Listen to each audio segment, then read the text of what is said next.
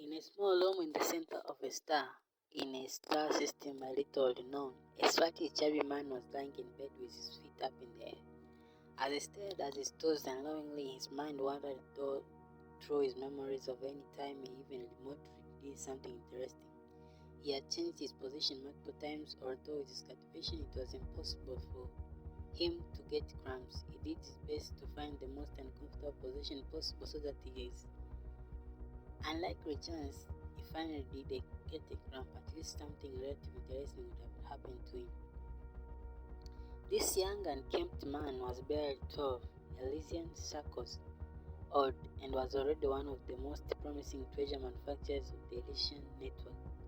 As such, he was entrusted with the task of manufacturing an incredibly strong and extremely rare treasure. To speed up the treasure manufacturing process, his client even provided him with access to Protoss energy from a newly formed universe, and even paid a premium to ensure no one else could enter this new universe for almost half an Elysian cycle.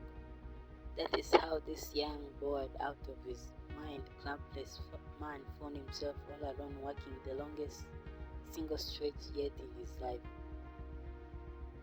To put it in perspective, he has been working non-stop for 15 billion Earth years. About 1.5 billion years ago, he finished setting up the foundation of the treasure, which means that his remaining work, although important, did not require as much attention from him.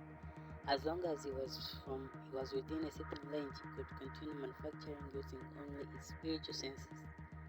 This left him relatively free to do as he wished, but being alone, he got bored quickly and he had devised many ways to entertain himself. His greatest idea was to manufacture multiple treasures with abundant spiritual energy until they formed their own souls. Then he set many restrictions on these spiritual treasures and made sure he could always monitor them as well as provide it with ingrained tasks. He called them systems. Finally, he raised the systems out into the vast universe. Now all he needed to do was to wait for some of the inhabitants of this universe to find them and his entertainment could begin. The man repositioned himself with his back against the wall, using only the side of his head and shoulder as support. All he needed was to do now was wait. On Earth in New York City, at midnight, in Chase Waterside Park, a young man was sitting and staring out at the night sky in melancholy. He was exhausted, not physically but mentally. From an outsider's point of view, his life was going pretty great. He graduated from college early with honors and getting a job right out of the body. In his spare time, he made small video games and he only treated that as a hobby until some random online streamer uploaded a file of video rating at how horrible the mechanics of his game were. That caused more people to do the same. In the short span of 4 days, Brian was not even paying attention to this game. It says that skyrocketed and out of nowhere Excel made a pretty point. And then a gaming company offered to buy it and he ended up selling it for a little over $7 million. Yes, from an outsider's view, his life was going great. To be honest, even he himself had to admit that there was nothing could complain about.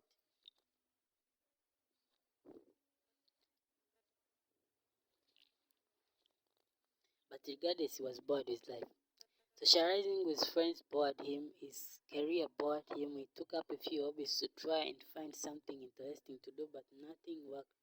He reminisced about his days as a kid when everything was filled with wonder and everything excited him. Playing was exciting, getting new clothes was exciting, meeting with friends was exciting, even something as mundane as not losing a pencil, but it was completely used up was exciting. Lex let out a deep sigh before getting up. It was getting late and there was no point in staying out. He looked up at the night sky one last time before returning and saw a shooting star, wish something fun would come my way. He mumbled and left. He had made the wish ironically since he did not believe in shooting stars granting wishes. But whether it was a coincidence or fate, the shooting star turned installation and flew towards legs faster than made sense. The shooting star did not seem to suffer from any atmospheric drag and made no sound as it approached legs. So he was caught completely unaware when something hit him in the back of his head and knocked him out. When he woke groggy and confused, he had a sound in his head, a simulation complete, launching system. Welcome to Midnight Inn. Host designation, the innkeeper.